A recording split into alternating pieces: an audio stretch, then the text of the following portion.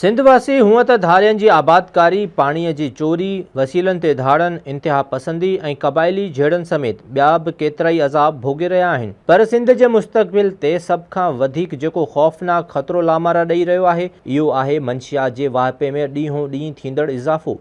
मंशियात जो इस्तेमालु नस्लुनि जा नस्ल ऐं क़ौमुनि जूं क़ौमूं तबाह करे छॾे थो। सिंध जे ॿियनि ज़िलनि जीअं सजावल ज़िले जो अवाम बि हिन नस्ल दुश्मन आज़ार खे मुंहुं ॾेई रहियो आहे। आजियां करण जोगी ॻाल्हि इहा आहे त माण्हुनि में मंशियात जे वाहिपे ख़िलाफ़ जागरूकता बि पैदा थी रही आहे। सजावल जे शहर दड़े जे रहवासियुनि पारां मंशियात जे वाहिपे ऐं पुलिस जी सरपरस्ती में थींदड़ हिन कुदे कारोबार ख़िलाफ़ वॾी रैली बि कढी वई, जंहिं में सिविल सोसाइटी जे नुमाइंदनि खां सवाइ सियासी समाजी तंज़ीमुनि जा अॻवान, कारकुन ऐं शहरी भी शरीक थिया। मंशियात जे ख़िलाफ़ जागरूकता वारी हिन रैलीअ में औरतूं बि नज़र आयूं, जेको कंहिं बि तब्दीली लाइ हिकु सुठो सवण आहे।